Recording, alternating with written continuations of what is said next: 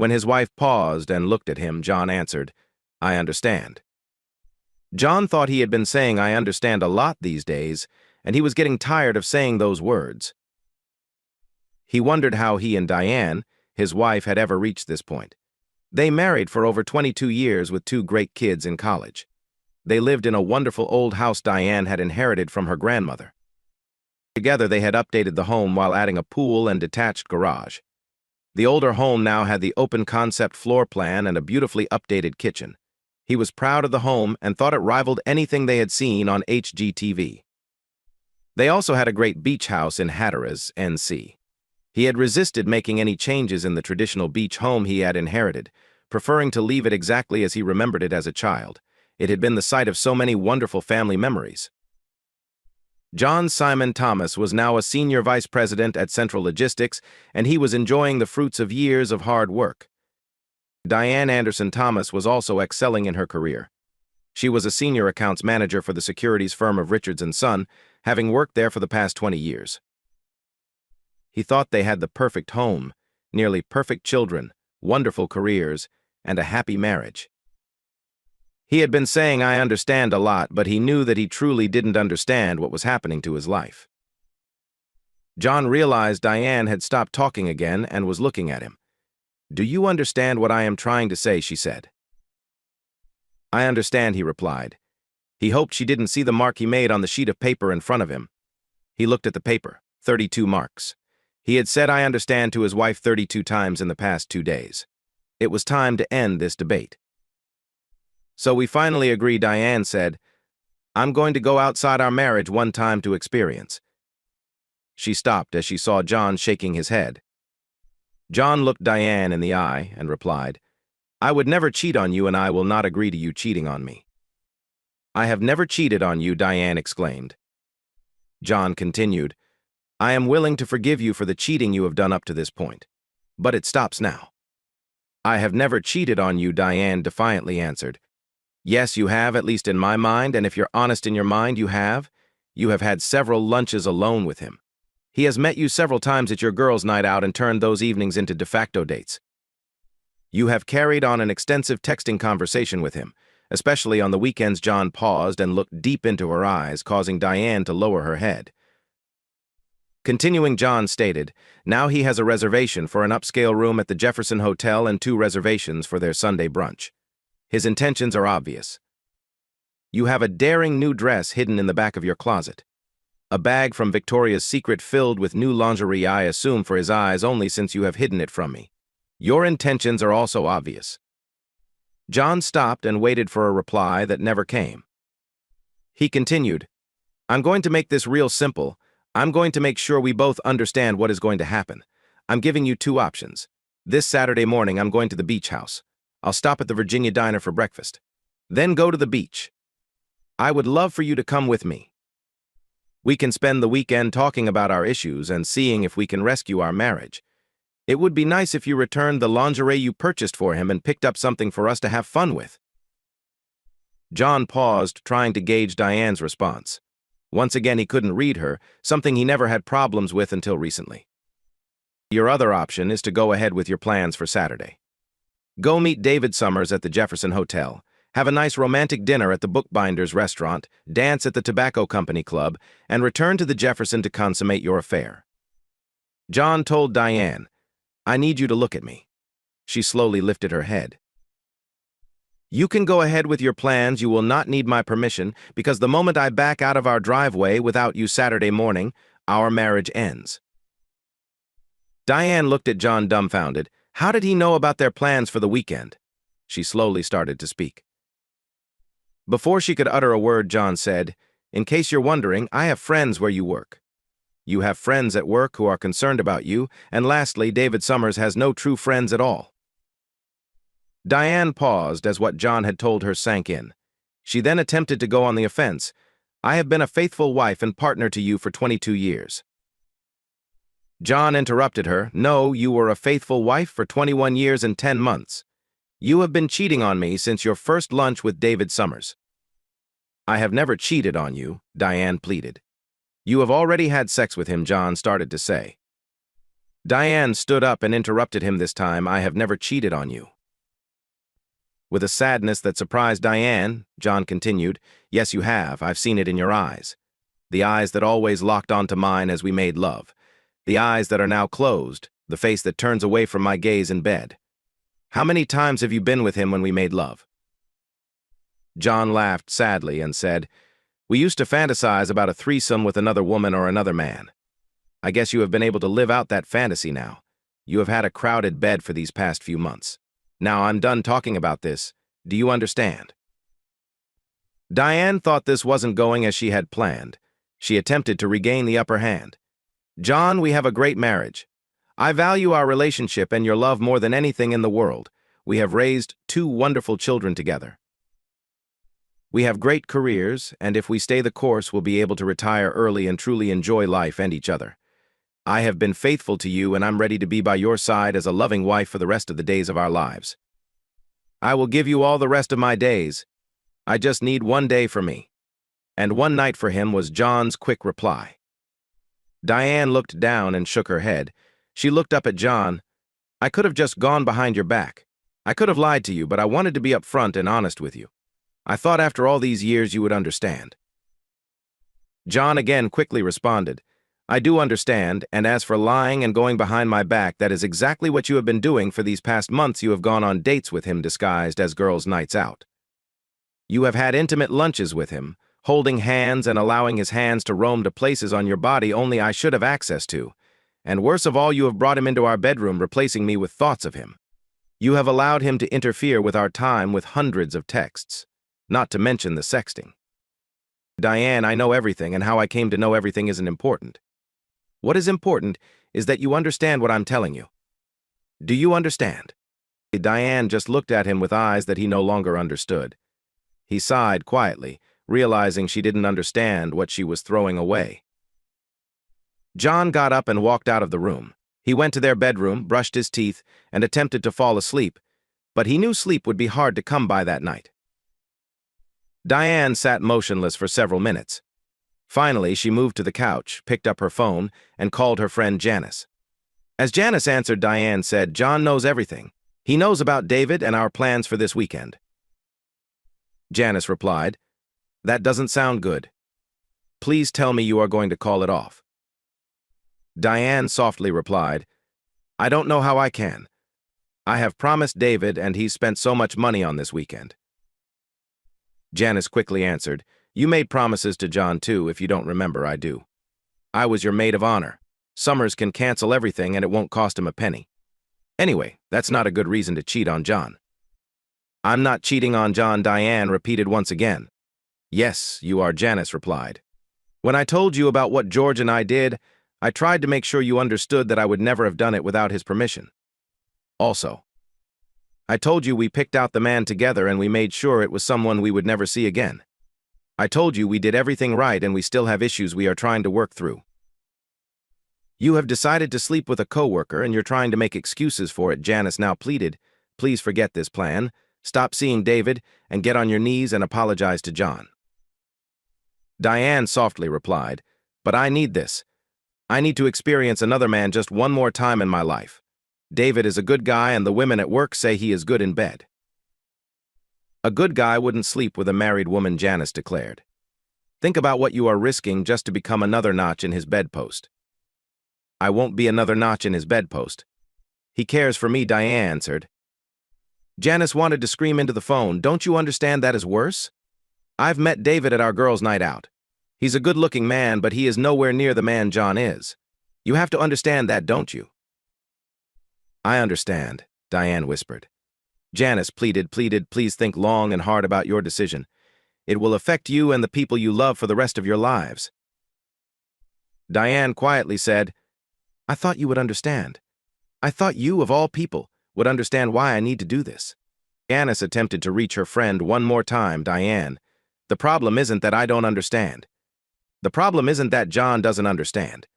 The problem isn't that your children, or your parents, or your friends won't understand. The problem is that you don't understand. I'm begging you not to do this. Diane answered with a determined voice, Well, John knows what I have done up to this point, and he hasn't stopped me. He won't like it, but he will let me do this. He will understand how important this is to me. I'm going to let you go. I need to get some sleep." As Janice ended the call, she turned to her husband, George. She didn't understand a word I told her. "I'm so sorry I told her about our experience." George replied, "I thought we agreed to keep it strictly between us." Janice reached out for George. "I needed to talk with someone about the problems we were having. I never thought it would give her ideas."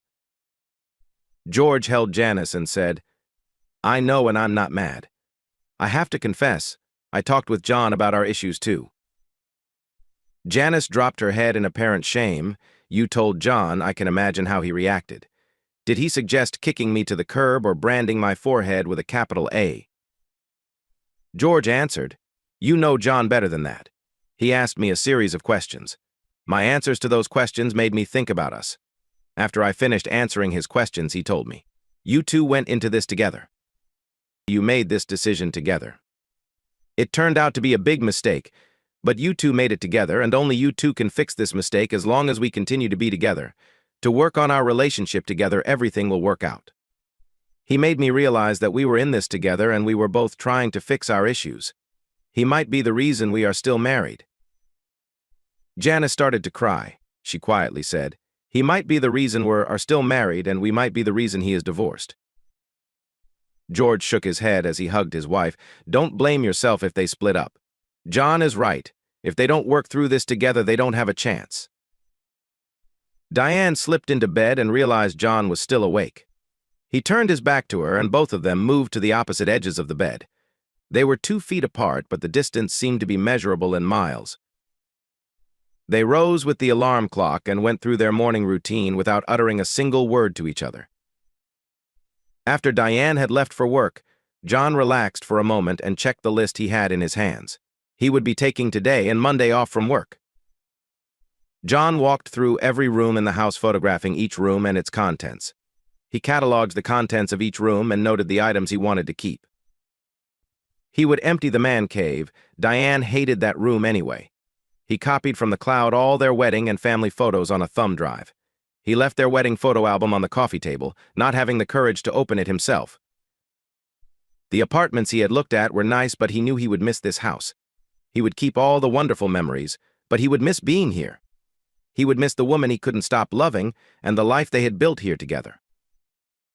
John drove to his appointment with Sandra Lewis, who had come to him highly recommended.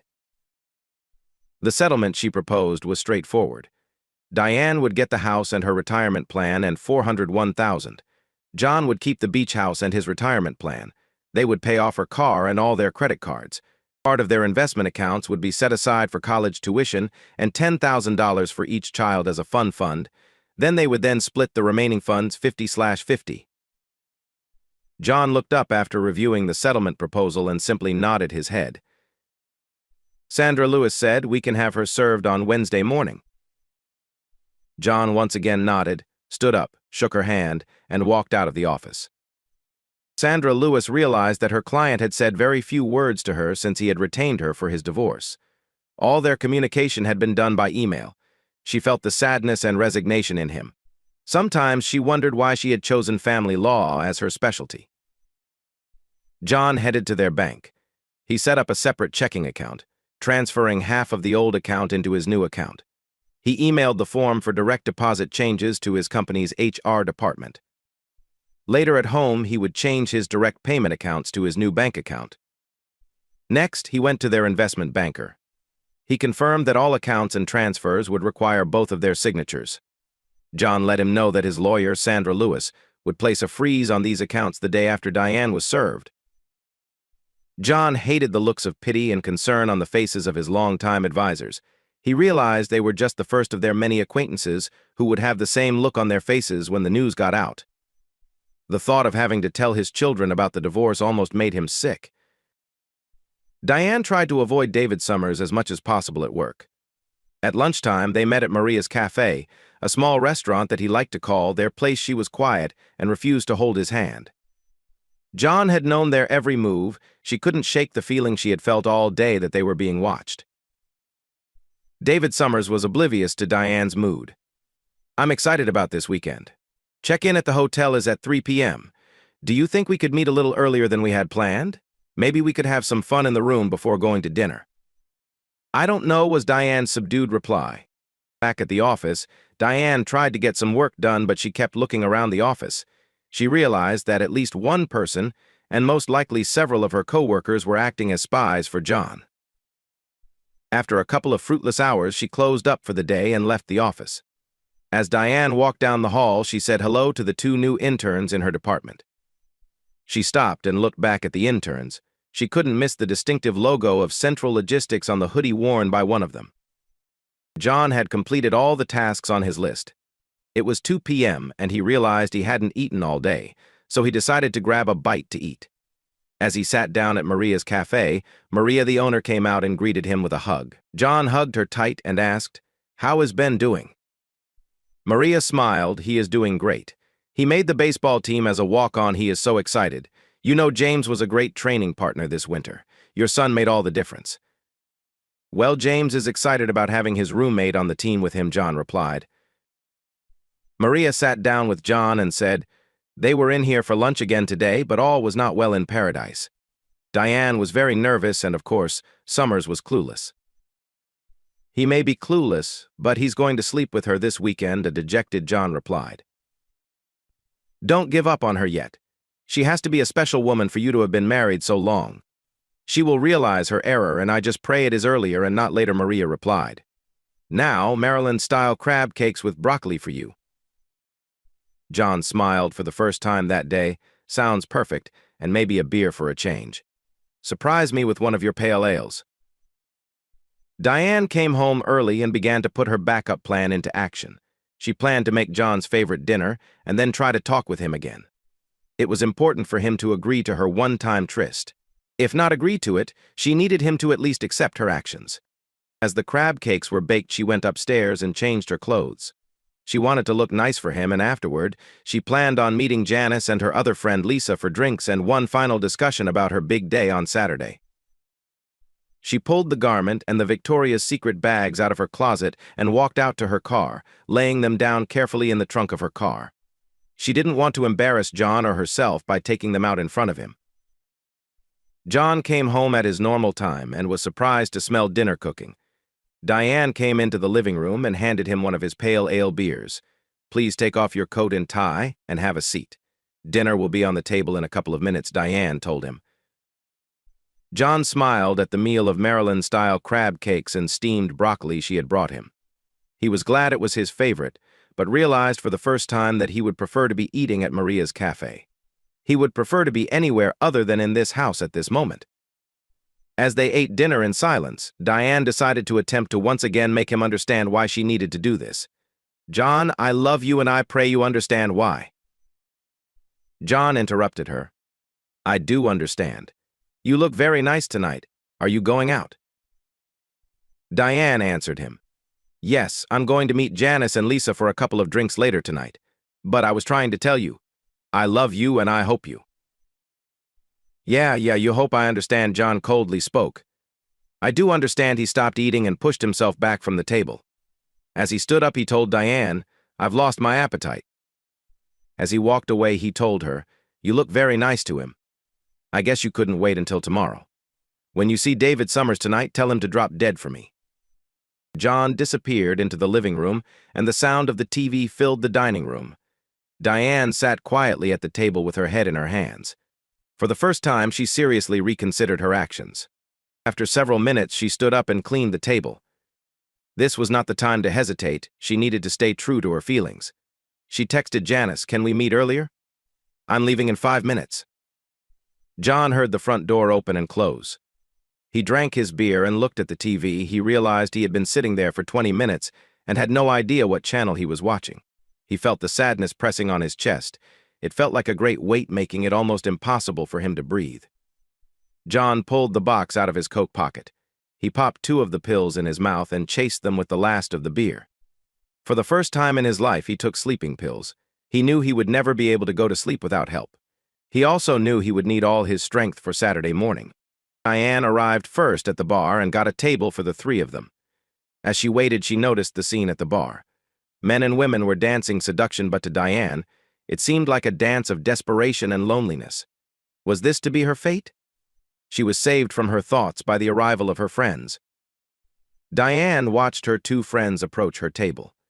She noticed they appeared to be on a mission and braced herself for their onslaught. Lisa sat down and looked at Diane. What the hell do you think you're doing? Are you out of your fucking mind? You are going to cheat on your husband with some piece of shit asshole motherfucker from work? Are you going through menopause or started taking drugs or fell and hit your head? This is the stupidest thing I have ever heard someone doing, and I used to think you were one of the smartest people I knew. If you go through with this, you have to be the dumbest cunt bitch I have ever met. Diane simply answered her friend with, "Good evening to you too, Lisa." "Yes, I'm doing fine. How about you?" Lisa just looked at her friend. Diane could see the anger and hurt in her eyes. Diane turned to Janice. "Your turn." Janice shook her head. "You know where I stand on this adventure of yours." "I would say more, but I'm afraid I wouldn't be as polite as Lisa was." Diane smiled a sad smile. "You think you could cuss better than Lisa?" Janice replied without a smile, "Well, no one can cuss better than Lisa," but she left out the words slut, whore, cheater, adulteress, idiot, and maybe worst of all, disappointment. "But there is one thing I do need to tell you. I think you are planning on making the biggest mistake of your life, but I love you and I will be here to help you no matter what you do." Lisa just shook her head. "Shit, damn, fuck, what you want to do is so wrong and so stupid. But I'll be here for you too. Just to let you know, I will be saying I told you so over and over." Diane hugged her friends and said, "Thank you for your love. I know you can't support what I'm doing, but it is wonderful to know I can count on both of you afterward. You both know I don't do anything halfway. I have committed, and it's time for me to bring this to its natural conclusion." Lisa pleaded softly, "Diane, there is nothing natural about cheating, and being committed to cheating is the opposite of the true meaning of the word commitment." Diane sat quietly for a few minutes, and then stood up and said, "I need to finish my errands for tomorrow. I have a bottle of wine coming. Please stay and drink in memory of me." Diane completed her errands and pulled up to a dark house. She collected her thoughts and then sent Janice a lengthy text message. She knew Janice was angry with her, but also knew her friend would help her. Diane opened the trunk of her car. She realized she couldn't keep her purchases in the car overnight. They would be too cold to wear tomorrow. She would hide them in the hall closet downstairs. Afterward, she slipped into the bed beside John and tried to go to sleep. That night, sleep wouldn't come to Diane. Finally, at 3 a.m., she got out of bed and went downstairs. She saw the wedding album on the coffee table and figured if John could look at their album, she could too. After 2 pages, she closed the album and wept. She had to make him understand. At 5 a.m., she abandoned the idea of sleep and went into the guest bathroom to shower. After showering, she put on some of the lingerie from VS and then opened the garment bag and put on the beautiful item inside it. She pulled out the suitcase she had packed earlier and carried it out to the car. Then she put the Victoria's Secret bag next to the suitcase. She walked into the kitchen and wrote a short note to John. She chuckled to herself. She was leaving him a Dear John letter. She put the note on the coffee maker, turned off the lights, and walked out to the car. She pulled out of the driveway, determined to finish what she had started. John woke and looked at the alarm clock. It was 6:15, and as he turned, he realized he was sleeping alone. The thought occurred to him that she hadn't waited for tonight. He had pushed her to David Summers. The picture of her lying in David Summers' bed struck him to the core. For the first time, he second-guessed himself. Should he have just let her have one night to experience another man? She had promised to be only his after that one night. Had he lost a lifetime of happiness over his ego and pride? As John pondered his plight, he realized he could never love her again if she went to David Summers. He had lived with her putting their children first because that is what a mother is supposed to do, but he could never live with her putting another man before him. They had both earned, over 22 years, the respect and loyalty of the other. She would expect nothing less. He wouldn't accept anything less. He hoped she was in the house. Maybe she had slept in one of the other bedrooms. John checked all the bedrooms and found no sign of her coming home last night. As he walked into the kitchen, he saw the note on the coffee maker. He opened the letter and read the brief note. "Please understand" was all she had written. Falling back into one of the kitchen chairs, John began to cry. He had feared this, but in his heart he had expected her to stay, to forget this crazy idea. to remain his wife.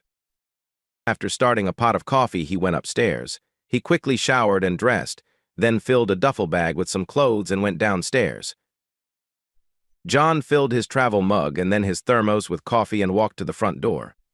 After taking a long last look at the house that was his home, he turned off the lights and closed the door. The cold morning air hit him as he walked down the steps. He had forgotten to start the car, but thought the cold would help wake him up and maybe bring him out of the funk he was feeling. As he walked to his car, he realized it was running. He opened the back door, and as he put his bag in, he saw the suitcase and Victoria's Secret bag in the back seat. He looked into the passenger seat and saw Diane asleep in the car. He softly closed the back door and stopped as he reached for the door handle. He cried tears of joy at the sight of his wife, his love. He knew now that they had a chance. John took a deep breath and opened his car door. As he sat in the car, Diane stirred and looked at John. "Good morning," she softly whispered as she wiped her eyes. "Good morning," John answered. After a short pause, he asked, "How long have you been out here?" Diane looked at the car clock and replied, "About 2 hours. I couldn't sleep and then I was worried you would leave without me, so I decided to wait in the car. I filled the car up and got us a dozen Krispy Kreme donuts for the trip." John opened the donut box and said, "There are only 7 donuts in here." Diane was finally awake and replied, "The dozen were for both of us, and I have already had mine." Smiling, John grabbed one of the donuts and let it melt in his mouth. He told her, "This will hold me over until we have breakfast at the Virginia Diner. How do their country ham and creamed biscuits sound to you?" Diane shook her head. "I'm not dressed to go in the Virginia Diner." John was confused. "Diane, the Virginia Diner doesn't have a dress code. You can wear just about anything in there." Diane smiled. "I know you can wear just about anything, but you can't wear just about nothing." As she finished speaking, she opened her coat to show John the purple lingerie set. "Well, that is just about nothing," John agreed. "Is that a new winter coat, too?" Diane replied, "Yes, I exchanged that dress for this great coat. In case you didn't check the Victoria's Secret bag, I returned the other lingerie and purchased these items just for you." Diane put her hand on his chin and lifted his head to look into her eyes. "This outfit and the body under it is for your eyes, and your eyes only for all the days and nights of our lives." After a short pause, she continued, "I'm sorry for the hell I have put you through these past months. You were right about just about everything. There were only 2 things you were wrong about. Last night I dressed for you and no one else, and I did meet Janice and Lisa. The second thing you were wrong about was me having sex with David. David never entered our bedroom. I didn't close my eyes to think about him, but I couldn't look you in the eyes because I was so ashamed of what I wanted to do. I'm embarrassed to admit the shame I felt didn't stop me from planning to be with someone else." She looked at him and quietly said, "I do truly understand now." He kissed her and put the car in gear. There would be much to talk about, a lot of work ahead of them to repair their marriage, but his heart leaped with joy as he realized she did finally understand. As John passed the Virginia Diner on Route 460, he looked over at Diane. She had fallen back asleep shortly after they reached the highway. He hoped he would have to spend all day Monday undoing what he had done on Friday. They would have much to talk about, and he realized that any honest conversation would have to include his confession. John remembered back to that evening 7 years ago. He was in San Francisco at the quarterly corporate meeting. At the time, he was a division head, and his gamble had paid off tremendously for his company. Foreign companies were buying up their American competitors, but John had seen an opportunity. He championed the idea of buying an Italian company with great engineers but severe cash problems. His mentor, the CEO, had okayed the purchase, and it was a great success. The purchase brought in several teams of experienced engineers in the product field they were having difficulty entering. A large plus was the access this company gave the rest of the corporation to the European market and the Italian company's established presence in the Chinese market. The deal would end up being worth billions. It was the crowning achievement of the CEO's career and put John on the corporate fast track. Diane was back home in Virginia with the boys at a school band concert that night, so John was celebrating his success with his coworkers, and especially with Debbie Morris, a beautiful marketing rep from another division. Debbie and he had a long-term friendly flirting type of business relationship. He had drunk just enough to lower his inhibitions, but not enough to lower his libido. They danced much closer than a married man should with someone other than his wife. She pressed her sex into his leg and rubbed his erection through his pants. When she put her panties in his open hand, they headed up to her room. In the elevator, they kissed and groped at each other. He freed her breasts as the elevator door opened, and they quickly walked to her room. Debbie tossed him her blouse and bra just before opening the door to her room. He watched as she unzipped her skirt and stood nude in the open doorway, reaching for his hand. But John couldn't move. He realized it was physically impossible for him to enter that room. He knew his erection had left him. For the first time in a few hours, he thought of his wife and the wonderful family he had at home. He looked at the beautiful Debbie Maris and couldn't think of a single reason to go into her room. He backed up 2 steps and then ran, literally, back to the elevator. He entered his room and showered, wanting to get rid of Debbie's scent. It was 1 a.m. at their home in Richmond, but he called Diane. He needed to hear her voice. After several rings, she sleepily answered the phone. John assured Diane that he was fine and nothing bad had happened. Then he told her the good news. He told her of the success of his gamble and the promotion with a huge raise. He cried as she excitedly told him how proud she was of him and how she knew he would be successful. She told him how much she loved him. He realized through his tears that he had almost shared one of the greatest moments of his life with the wrong woman. Diane's opinion and happiness were all that mattered to him. As John drove to the beach, he knew he had to tell her. He had to make her understand why he truly understood what she had been feeling. He had been in her position, which was why he could listen to her and honestly say, "I understand." Once Diane recommitted to her marriage, David Summers ceased to be of any interest to her, John, or this author. But inquiring minds want to know so. Epilogue. David Summers sat alone in Fred Davis' office at Richards & Sons. Fred was the vice president of HR at Richards, and David had been sent to his office the moment he walked in that Monday morning. He didn't understand why he was here. Okay, he had missed a couple of work deadlines recently in his quest for Diane, but felt he could make up the work quickly. The meeting had messed up his plans for this morning. He needed to talk with Diane about what had happened last weekend. Not only had she stood him up, but she had sent her 2 friends, Janice and Lisa, to tell him. David remembered being afraid of that Lisa woman.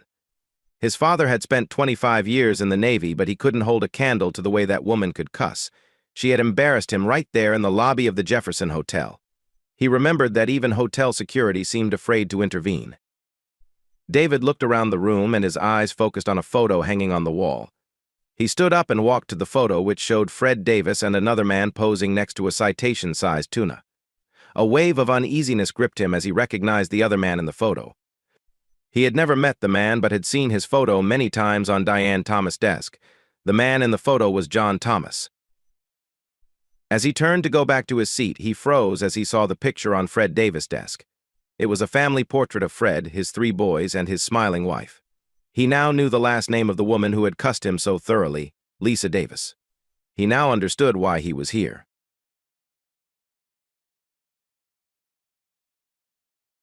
Bob had tried to raise his daughter right after the divorce some 6 years ago.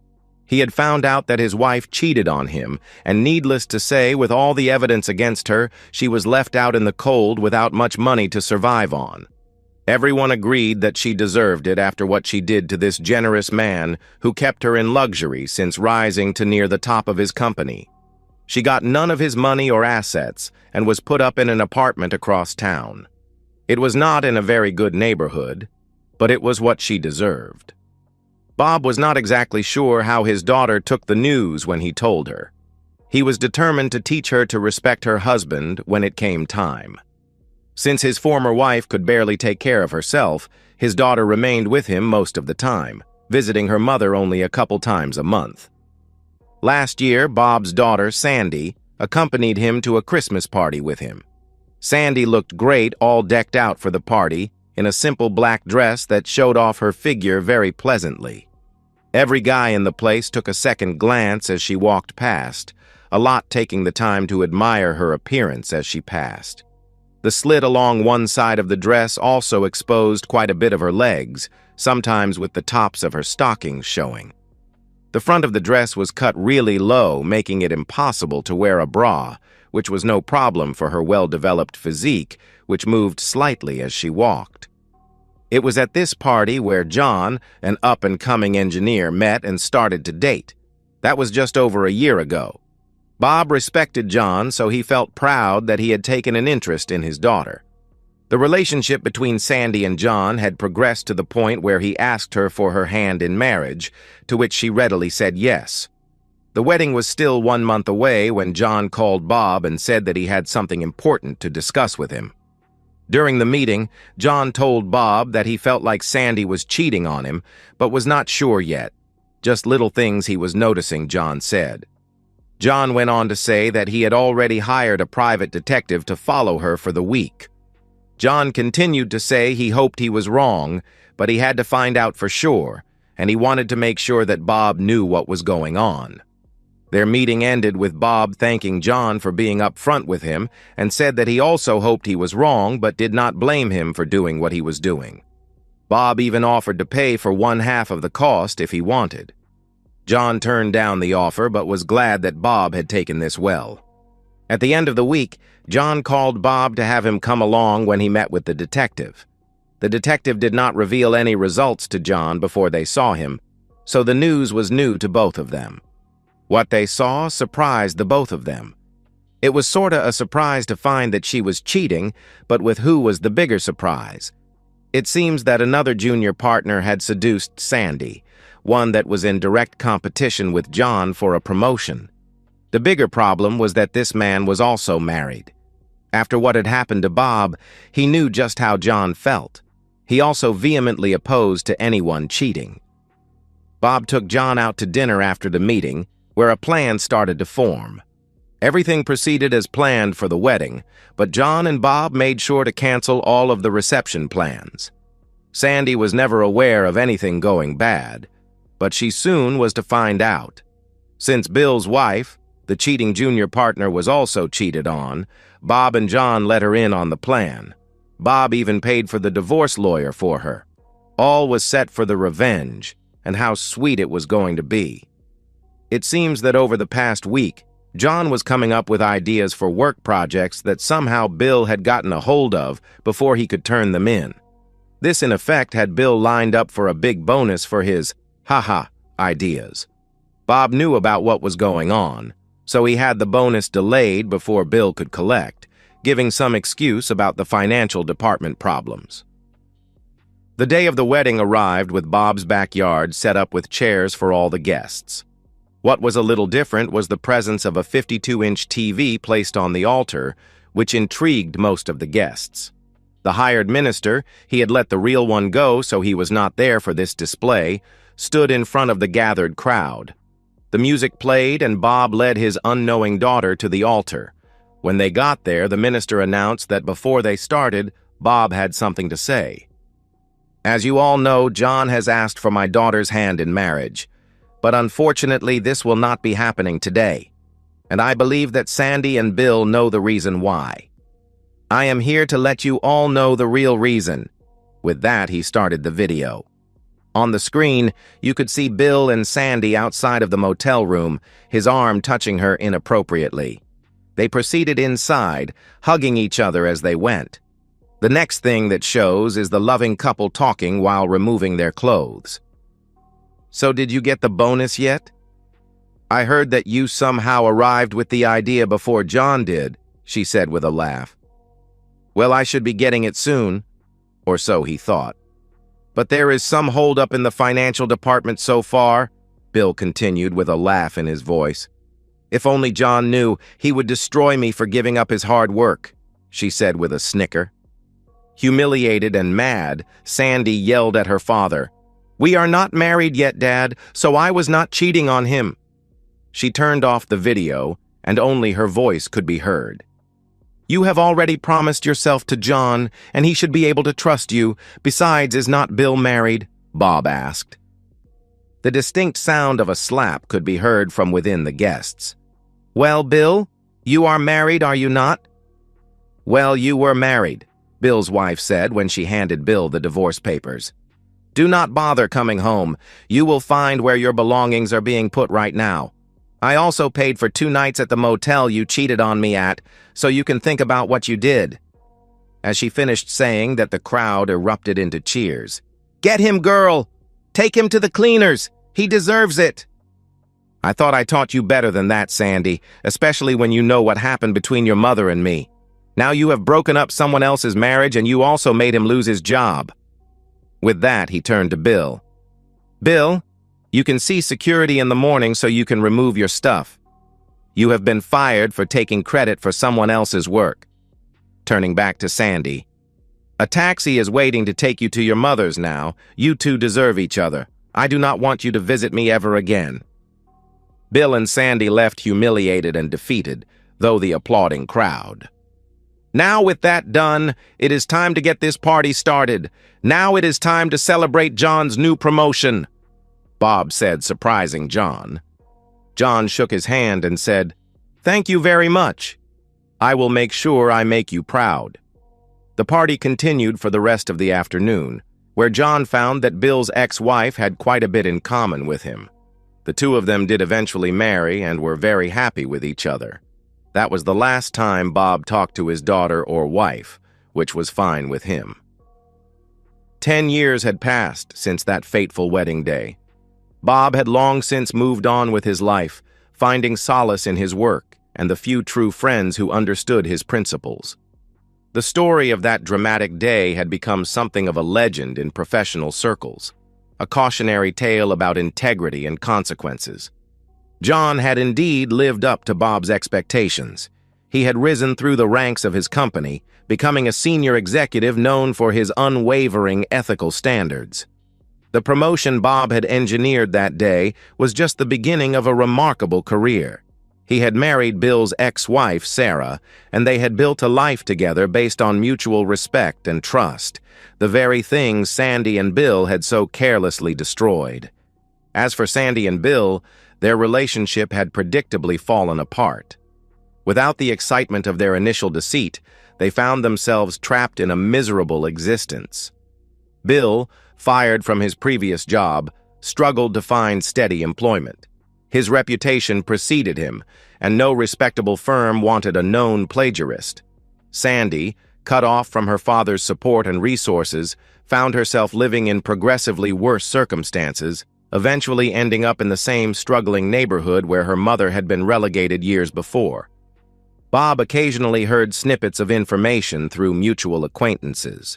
He never sought out the information, but in a small professional community, news had a way of traveling. He felt no satisfaction, only a profound sense of disappointment. He had tried to raise his daughter with strong moral principles, to teach her the importance of loyalty and honesty. Her failure was a reflection of something deeper, a fundamental character flaw that no amount of parental guidance could correct. On the 10th anniversary of that remarkable day, Bob received a small package. Inside was a photograph of John and Sarah, along with their 2 children. A simple note accompanied the picture. "Thank you for everything. Some people create their own family." Bob smiled, placing the photograph on his desk. He had no regrets about the path he had chosen. Integrity, he believed, was worth more than any familial connection built on lies and betrayal. The world continued to turn, indifferent to the personal dramas that had once seemed so earth-shattering. Bob had learned that justice often comes not from grand gestures, but from the quiet, consistent choice to do what is right. And that's the end of today's story. If you enjoyed it, please give this video a thumbs up and drop a comment below. Your support helps the algorithm push my content further. If you're new to the channel, don't forget to hit that subscribe button. It really helps me keep creating more stories for you. Thanks for watching, and I'll see you in the next one.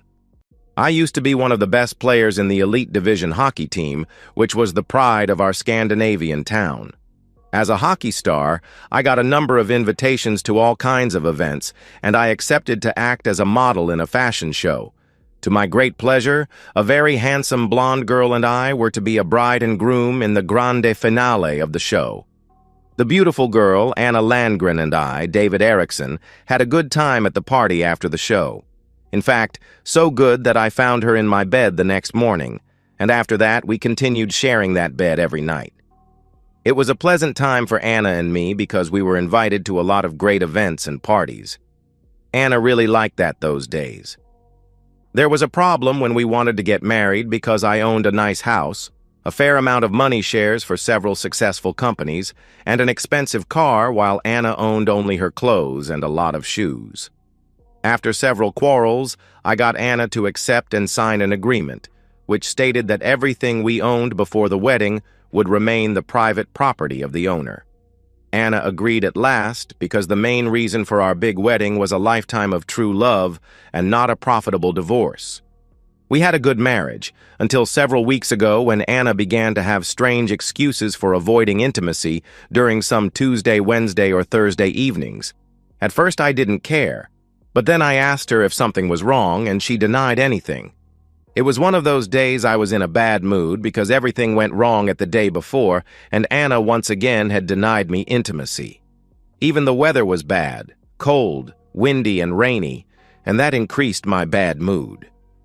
Back at my job after a boring, tasteless lunch with a nagging coworker, I found out that I had forgotten some important notes I needed for my job at that very moment. Only one thing to do: go home and get it. At home, I got a strange feeling that something was wrong in the kitchen, and it took me some time to find out what. I noted that my wife Anna had obviously been at home and brought in the mail from the mailbox and laid it on the workbench, where she used to lay it when she was back home from her work about 3 o'clock. The mail was still a little wet from the rain, so she must have been at home slightly before me. Because our relationship wasn't on top that day and she never used to come home during her working time, I got curious. Was she denying my attempts for intimacy the previous evening because she was being unfaithful with somebody else during her lunch break? A look in our bedroom showed everything was exactly as I had left it in the morning. But a quick look in the spare bedroom gave me a great surprise because there was a gold-plated lighter on the brown carpet slightly under the bed. Neither Anna nor I are smokers, and it was clear that a smoker had been in that room probably not more than a half hour before me. Now I was really suspicious and decided to find out what Anna was into, so I laid back the lighter where it was found. Nobody had smoked in the house, and if Anna's visitor had been a woman, she had kept her lighter in a handbag and hardly had any reason to take it out. Therefore, everything indicated that the lighter belonged to a man and had fallen out of his pocket when he did something in the spare room bed. Not difficult to suspect what. Back home from work, the evening went on just as usual, but none of us mentioned being at home during the day. When Anna was hooked to a TV soap opera she used to watch, I went to the spare room and found that the lighter was gone from the floor but not laid anywhere I could see it. Not in the spare room, not in the kitchen. Later in the evening, I pretended to have some important work to before going to the bed. So Anna went to bed before me and was sleeping when I came to the bedroom. I undressed, but instead of going directly to the bed, I sneaked out to the kitchen and then to the hall where Anna's handbag was at its usual place. A quick look in it showed that the lighter now was in her handbag. No doubt Anna was involved in something with somebody, and it was my intention to find out what. My suspicion grew further when checking her handbag again the next evening, and the lighter was gone. There had been a folder in the junk mail a couple of weeks ago from a locksmith and alarm store about their alarms. What caught my interest was a small alarm detector with a camera the size of a smoke detector. It was equipped with a prepaid cell phone card and could send alarm messages and pictures to a cell phone. The next day, I bought that unit together with 2 smoke detectors almost same size. Everything was battery-operated, so the installation would be a piece of cake on Saturday when Anna had some errand to run for her parents and the kids were out playing. The test showed that it worked better than expected, and when Anna was back, she had no objections when I simply told her that we had talked about smoke detectors at my job, and it had been obvious that we needed a few more for an acceptable protection. I set the alarm to active Monday through Friday from the time I left home to the time Anna would be back home just before the kids returned from school. Everything worked fine on the first Monday and Tuesday. Then the trouble started on Wednesday, and the alarm went off a few minutes after noon. The small pictures in my cell phone showed Anna and a man kissing in our hallway.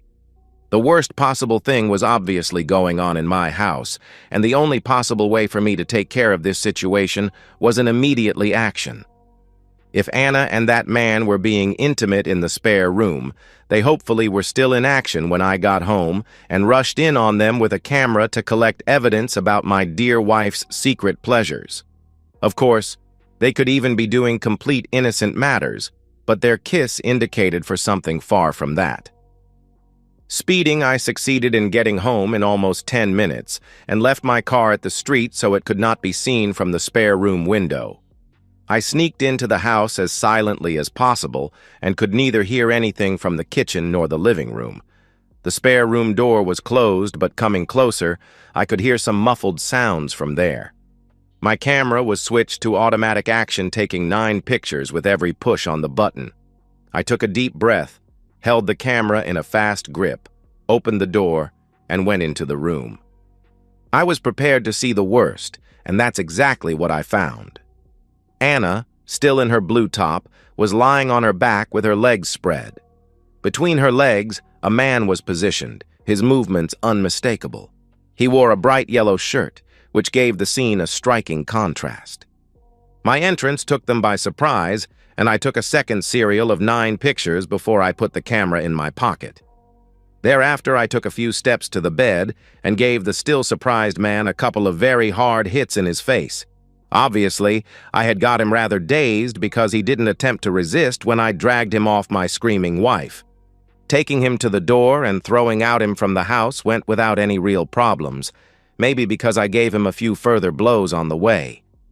Back in the spare room, my now loudly crying wife had put on her small black-laced panties and held up her trousers. I told her, "Beautifully dressed for lover boy. Get out and take away that darn garbage I threw out. Get out of here and take it away from my property." My sobbing wife tried to tell me the standard apology talk of such matters. "I'm sorry and can't explain how it could happen because I didn't do it intentionally. I promise you that it was both the first and the last time I'm doing such stupid thing. Please forgive me." I took up her lover's trousers from the floor, put my hand in the right side pocket, took up the gold-plated lighter, held it up before her and said, "Don't lie to me, miss, because I know for sure that today it was the same procedure what has happened every week in this room." When Anna saw the lighter, she understood that I had seen it a week ago and had drawn the right conclusion about why it was under the bed. Now she screamed, "Oh my God!" Anna's lover boy was a co-worker of hers by the name of Richard Gillendahl. I had met him and his very beautiful wife at a dinner hosted by one of Anna's bosses. A look at his driving license found in his wallet told me it was correct. It even showed that he was 8 years younger than Anna. After that, I told Anna go out to Richard with his clothes. She did, and a few minutes later they left in her car. I rang my job and said I would stay at home for the remaining time that day and some hours the next day. My marriage was crushed in pieces, so there was no reason for me to let that cheating jerk Richard have a happy marriage with his lovely wife. Action had to be taken as soon as possible. Though a strong temptation to sit down in my most comfortable armchair with a bottle of the raw Rockstar whiskey Jack Daniels that I had won in a lottery at my job, I decided to fix the necessary things first and save my sorrow for later times. The first thing to do was download the pictures from the camera. Though most of them were okay when seen in the camera, one of the last pictures was great on the computer screen. Both faces were visible, and Richard's body was clearly visible. It appeared that he was no longer aroused, which suggested that Anna had been involved with someone who was not well endowed. It was a very humiliating picture for both of them. Second thing to do was a phone call to the bank where Richard's wife was working. When she took my call, I simply told her the truth about what Anna and her husband had done in the spare room. She gave me her email address and I sent her the picture. But I wasn't finished yet. Marie, Richard's wife, had been nothing but kind when we'd met, and I felt she deserved more than just knowing the truth. When she called me back, sobbing after seeing the pictures, I suggested we meet. 2 hours later, we sat in a quiet cafe far from curious eyes. I want to destroy him completely, Marie said, her beautiful face hardened with anger. And that woman Anna, too. I nodded. I have an idea. Together, we devised a plan. Marie worked at the bank where Richard and Anna's company had their business accounts. With her position, she could access certain information. Not that we would do anything illegal, just enough to make their professional lives uncomfortable. My next step was to find the phone and email list for employees at Anna's job, which I knew she kept somewhere in our home. It was found in one of her drawers. I sent the picture to 10 important people at the office where Anna and Richard worked. But I didn't stop there. I remembered that Anna had mentioned Richard was up for a promotion to regional manager, a position he'd been working toward for years. I drafted an anonymous email with Marie's help, attaching the most damning photo along with details about their weekly afternoon trysts during company time. We sent it to the company's CEO and board members from an untraceable account. The first of the expected phone call came 10 minutes later. It was from Richard, who shouted, "What the heck are you darn idiot doing? Be sure that I'll get you regret it." My reply was, "What the heck are you doing? You did a big mistake and have to pay for that." He shouted again, "I'll sue you." "Why in the world are you whining? You want Anna, you got her and can keep her forever." He hung on. The next call came from a crying Anna. "How can you be so cruel to me?" My reply was short. "Who is cruel? Don't you think it is a cruel humiliation for me to find my wife cheating me in my own home? That is a darn cruel humiliation indeed." Anna ended her call. Of course, sending the small private part picture of the cheaters to many people was a nasty thing to do, but I didn't regret my doings, simply because I could not see any options for my vengeance. I was fighting for my own reputation. I had worked hard to be an admired star in our hockey team, respected for never stepping outside, doesn't matter how famous or rough players we met.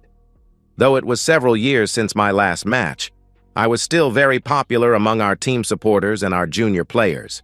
A man to look up to, a man who, thanks to the hockey, had got everything a young hockey player could dream about.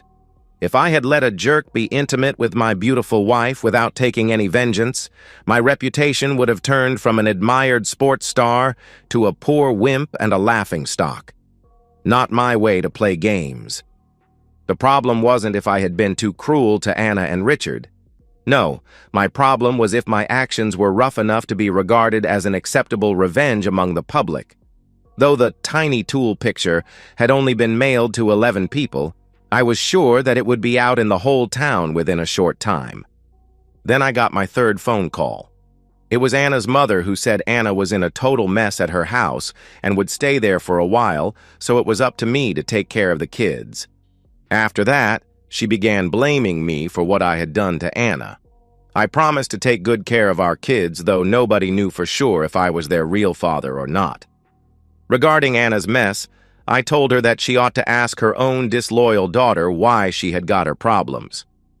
My mother-in-law had never liked me, and that phone call could hardly increase her positive feelings for me.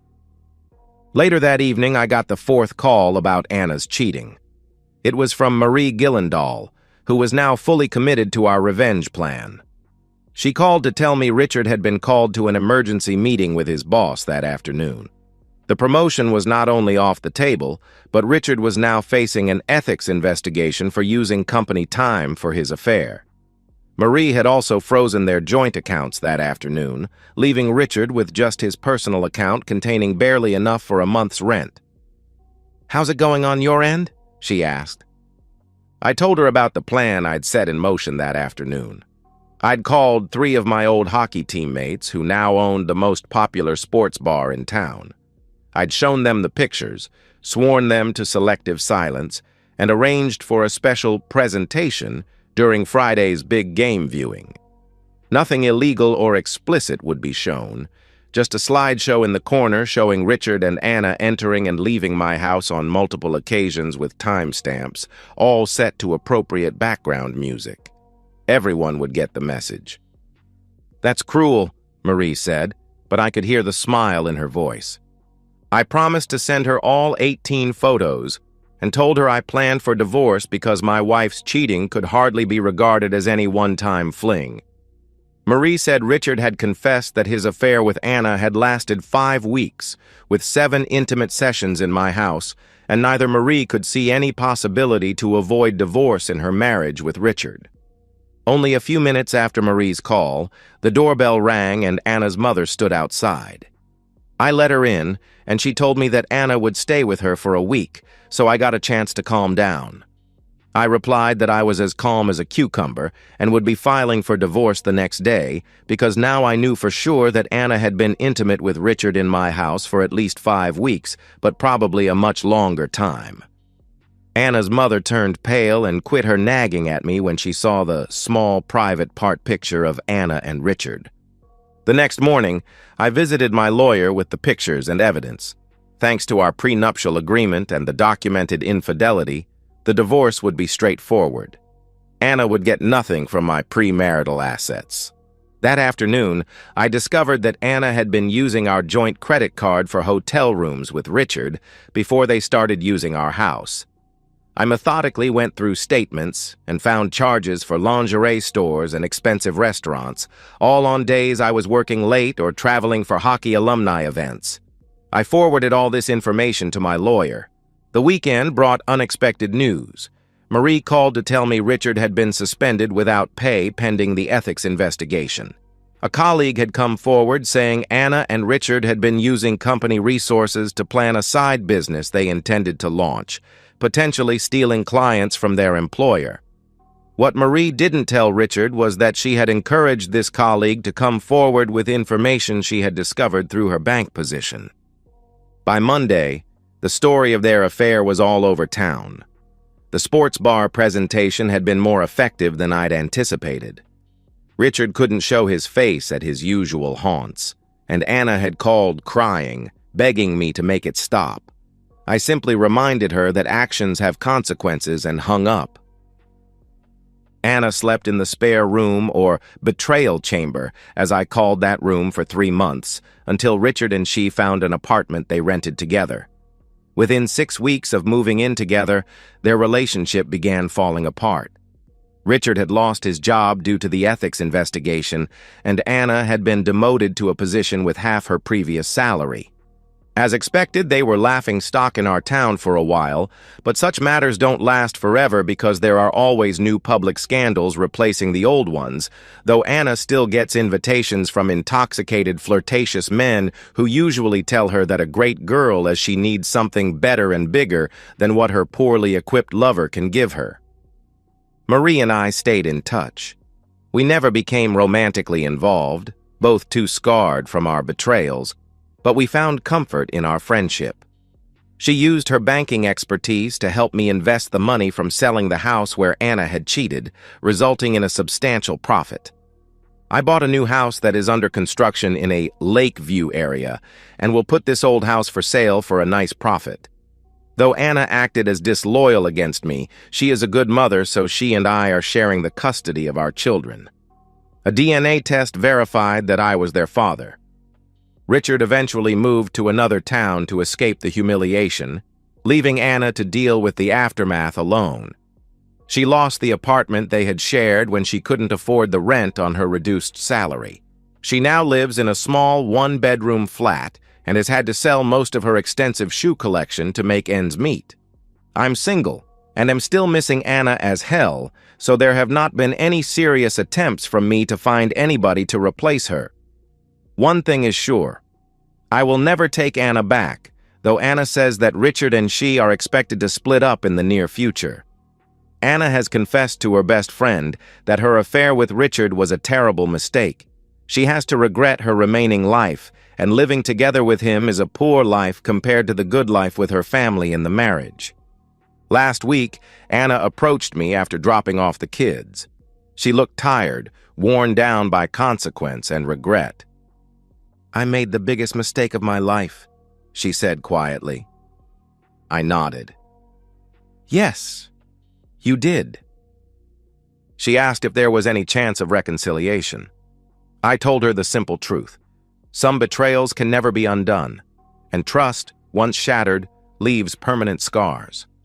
She cried as she left. As I watched her walk away, I felt no joy in her suffering, only the cold satisfaction that justice had been served. In our small Scandinavian town, reputation means everything. Anna and Richard had gambled with theirs and lost spectacularly. My reputation, on the other hand, had only grown. Not as a betrayed husband, but as a man who stood up for himself with calculated precision. Hockey had taught me that the best revenge isn't just winning. It's winning so completely that your opponent never recovers from the defeat. And that's the end of today's story.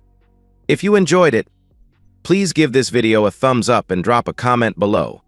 Your support helps the algorithm push my content further. If you're new to the channel, don't forget to hit that subscribe button. It really helps me keep creating more stories for you. Thanks for watching, and I'll see you in the next one. My name is Otto Klein. As the owner of several waste management companies, I am known as the Garbage King. I was married to Janet Carson. She was a lawyer and had kept her maiden name for her professional life. Evidently, her whole life is professional since she made no effort to present herself in social settings with anything other than her maiden name. My occupation in waste management was fine with her when I was paying for her expensive law school costs. She decided to go to law school after several years of working as a paralegal and realized she was as sharp as most of the lawyers she worked for. Even though I own several successful companies and make more money than most of the godlike barristers she worked with. Janet started looking down on me as second class soon after she got a job with a law firm. When the late nights, diminished intimacy, and increased disrespect spiked over several weeks, I suspected she had started an affair. Since gods don't mate with common folk, I assumed she was seeing one or more of her fellow lawyers. I quickly decided I needed to get proof that would withstand legal scrutiny. If I had just divorced her, she would have gotten half of my business and considerable wealth. If I could get proof of her infidelity with another of her lawyers, I could probably sue her agency. The law firm would probably pay quite a bit to avoid the embarrassment and possible loss of clients, therefore, I might make enough to compensate for what I would have to give her in divorce. My logic may have been faulty, but that's what it was at the time. That's what I based my actions on. Janet's office has an annual Christmas party. Every year Janet invites me and every year I decline. Until this year. She was shocked and immediately tried to come up with reasons for me to stay home. There won't be anyone there for you to talk to, just a bunch of lawyers bragging about their billing hours. Do you really want to sit and hear that all night? I don't care as long as I'm with you, is what I said.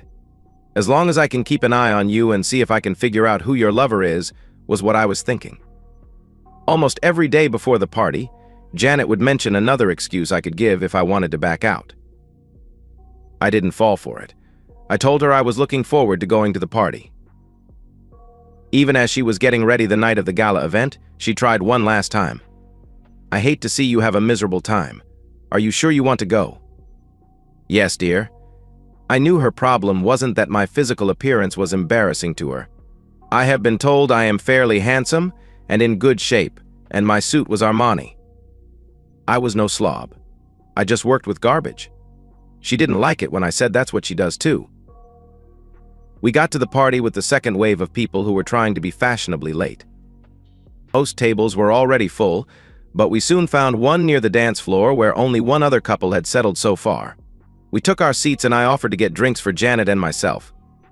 My first confrontation of the night occurred when I was standing in line to get our beverages. A man who appeared to be one of the lawyers with the firm said, "I don't believe I've met you before. Who are you here with?" I answered, "My wife, Janet Carson Klein." "Janet? I didn't think she was still married," he replied. "Yeah, we've been married happily for 8 years. Of course, we've been married for over 10 years. He looked stunned for a second, and then started laughing at what he assumed was a joke from me. That proved to me that truth is often funnier than fiction. On more than one occasion, I overheard the Garbage King label used in conjunction with my nearby presence. Their comment was usually followed by snarky laughter. I was not really that upset. I had assumed correctly in the previous years how I would be treated by these snobs, I was considered lower class if not gutter-level scum. I watched as Janet mingled with various lawyers, paralegals, secretaries, and their spouses or dates for the evening. At the table, she spoke politely with the others seated with us during the meal. When the dancing started, I decided to give it a try. I asked my wife to dance. She looked like she could barely tolerate being seen with me. I didn't care. I tried to dominate the slow dances, but before long I was cut in on several times. Then she managed to accept several invitations from other lawyers for both fast and slow dances. I gave up and just sat back so I could watch her even more closely. It was about an hour after the dancing started that a middle-aged, distinguished-looking man came up to our table. He only looked at Janet. Unlike most others, he did not ask my permission. He was claiming her more than asking her to dance. Janet's face lit up when she saw him. She eagerly accepted and stood up without ever looking at me for my approval. I thought, we may have a winner. My focus was totally on them as observed them dance a slow dance. There was enough in her body language to feed my suspicion, but nothing overt enough to warrant a picture that would be damning. So, was my hunch sufficient as proof of their being lovers? No. Luckily, I had another source of information, an unusual source of information. I had never told Janet that I had been recruited out of college by the CIA. It was found out that I had a highly accurate skill in reading lips. I had several successful covert missions and was being trained in lip reading, a Middle Eastern foreign language. My time in the CIA, however, did not last long, as one of those infamous whistleblowers blew my cover along with everyone else in my section. I was not interested in a desk job, so I left the company. I stood up and positioned myself so I could see what Janet was saying to her dance partner. I was not able to see his face from in front most of the time. This is what I saw. Janet: did you get the room for tonight? Him: room 322. Did you put? Janet: yes, I just put it in his drink a few minutes ago. Him: it shouldn't take. Janet: I can't believe you plan for us to make love in the same room my husband is sleeping in. That is so naughty and dangerous. Him: you love the... Pretend you don't. Janet: are you sure he won't wake up too soon? Him: don't. Plenty of. Are you still? Janet: don't worry about me. If I promised you, you'll get it. Oh, Stanley, I am so ready. That was enough for me. I immediately spilled the rest of the doctored drink on myself and the table. I excused myself and took off toward the restrooms. I passed the restrooms and headed for the exit. I was hoping either I had not taken enough of the drug to be affected yet, or it was not that strong of dosage. I was wrong on both counts. Beeping monitors, bright lights, and alcohol smells were my greeting back to consciousness. It appears I had a car wreck when I fell asleep at the wheel driving home from the party. I looked around and saw a nurse. I was about to ask her a question when I saw Janet come into the room. I immediately sat up and yelled, "Get that bitch out of here." Janet ran out of the room. Once she left, I was still yelling, "She's the one who almost got me killed. I want to talk to a policeman now." The nurse tried to calm me down. The medical staff assumed I was having some kind of psychotic episode. I calmed down and told them, "I'll try to explain this in terms you can understand. I will sue you personally and the hospital in general if you do not get a policeman here in the next 15 minutes. I have been drugged. Do a tox screen for liquid Benadryl and other knockout drugs. I think my wife and her lover almost got me killed. I exaggerated what I knew of the situation, but it worked. Within 15 minutes, a police officer was taking my statement that I had overheard my wife and her lover talking about drugging me and taking my body off somewhere so they could be intimate. I didn't mention that I heard by lip reading. I figured drugging and attempted kidnapping ought to stir some action. I was told I needed to come to the police station after I left the hospital to swear out a complaint. I told them I would unless I got kidnapped or killed by them when I left the hospital. The officer didn't seem particularly concerned for my safety. While I waited to be discharged, a nurse came in to tell me the results of the toxicology report. I had been drugged big time. In fact, based on the amount of drugs I had in my system, if I had drunk the full glass, it would likely have killed me. The hospital staff had reported that to the police already. I heard the phrase attempted murder for the first time. Before long, there was a policeman stationed outside my door, and the second officer who interviewed me was more serious in her interest. I went to my house when I was discharged the next day. A police car passed my house on a regular basis, however. I was not in danger. Janet was not in our house, just all her stuff was. I found out that Janet had been arrested earlier at our house. She and her lover had come here in hopes of convincing me to not tell the law firm about their scheduled tryst in the hotel. That was the only crime they thought they had committed. She and Stanley were charged, however, with attempted murder. I imagine she collapsed when she heard the charge as the police put her in handcuffs. The two lawyers, as you might expect, refused to speak without another lawyer. The district attorney wanted to try the two separately. He thought if Janet saw she was going to be convicted, she would testify against Stanley Proust, her lover and a junior partner with the firm. The DA was not successful. The two cases were intertwined, so they would be tried together. Janet tried to talk to me before the trial. She left messages regarding her innocence in trying to kill me. I guess she didn't think cheating on me mattered since she didn't bother apologizing for that. I ignored the rest of her messages. I quickly withdrew all funds out of our joint accounts and cut all the other financial umbilical cords she was attached to. Her father had to pay her lawyer until her lawyer eventually forced me to return her half. At their trial, the toxicology report of the drugs in my system was the chief evidence. There was a forensic chemist expert in poisonings, knockout drugs, and date rape drugs who told me the scientific name of the drug I was given and the danger I would have been in had I drunk the whole amount. I was the star witness. Lip-reading accuracy, particularly my lip-reading ability, was the main issue for the defense regarding my testimony. How could I possibly be so sure of what I saw? Most lip readers perform at just above 50% accuracy. I had several CI staff testify as to my proficiency being above the average. I even gave a demonstration to the court. The defense's attorney next tried to offer an alternative theory of what happened with the claim that I had actually drugged myself in order to accuse my wife and her lover of attempted murder.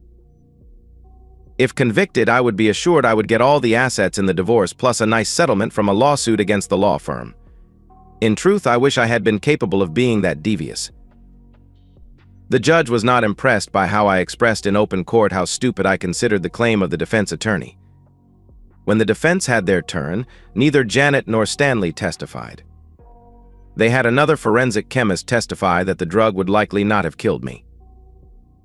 They had a sign language expert testify as to the general inaccuracy of lip reading. I loved it when my lawyer asked him if some lip readers were more accurate than others. He said, "Of course." Then he was asked if he ever saw me to determine how accurate I was. He had to admit he hadn't.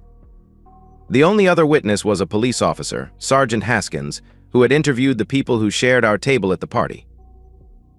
He testified that no one at the table had reported they had seen my wife put anything in my drink. The defense rested.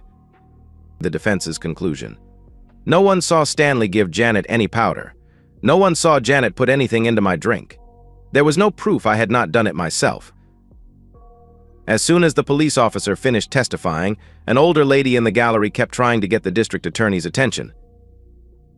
It was causing a disruption, so the district attorney sent an assistant to see what she was so upset about. The assistant hurried back and said, "Recess now."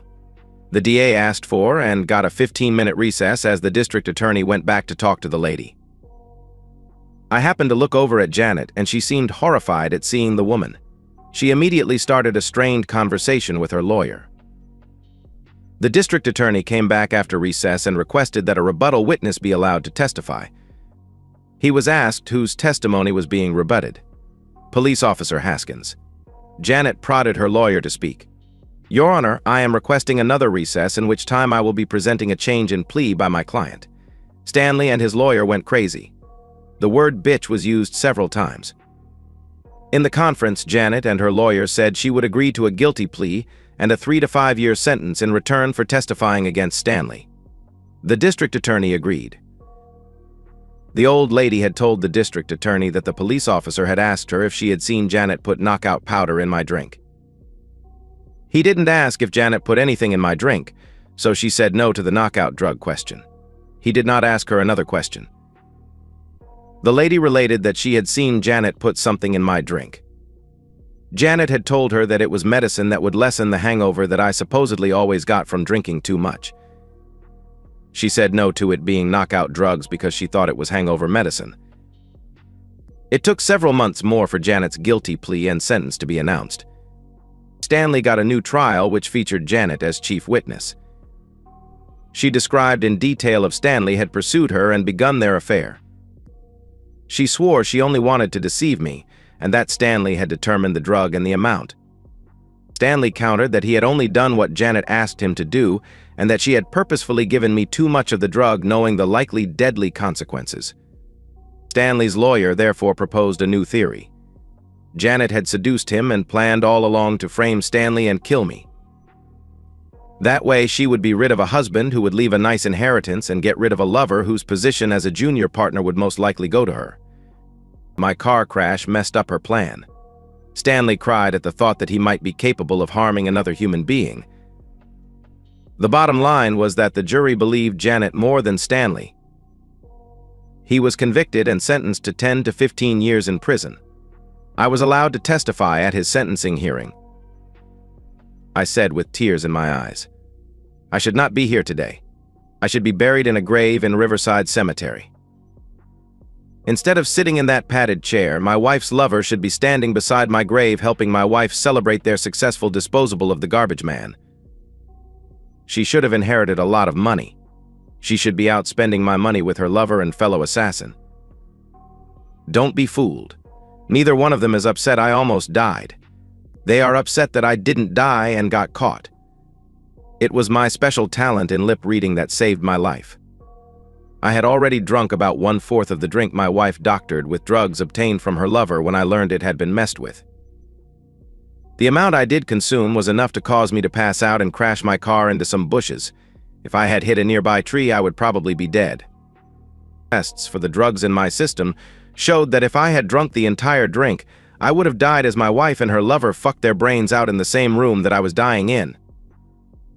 My wife and her lover say that they only intended to drug me and humiliate me. They both say she mistakenly gave me what should have been a deadly dose of drugs. Even if that were to be true, do they just get to say oops and get a slap on the wrist? I don't think so, but I don't guess my opinion should matter. You see, I'm supposed to be dead. As I said, Stanley got 10 to 15 and Janet got 3 to 5. Janet shouted to me that she was sorry as they were taking her out of the courtroom after Stanley's sentence was announced. I responded, read my lips. I don't care. The divorce was easy with Janet in jail.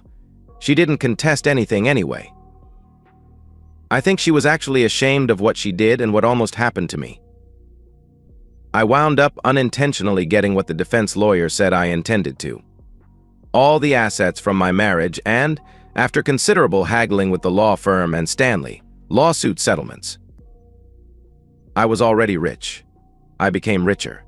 Since I am in waste management, you can say I am filthy rich.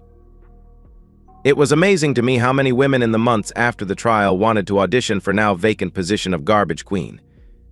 Not surprisingly, none of those interested were female lawyers. And that's the end of today's story. If you enjoyed it, please give this video a thumbs up and drop a comment below. Your support helps the algorithm push my content further.